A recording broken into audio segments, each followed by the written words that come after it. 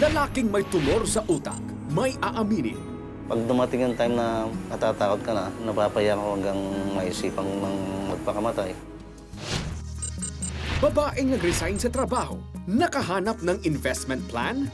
Yung 200 pesos, binili kagad ng 2,000 pesos. Batang nabingit sa kamatayan, himalang gumaling?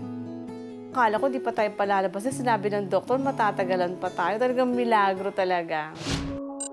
Mga biktima ng bagyong Sendong sa Iligan City, sumisigaw na ng tulong.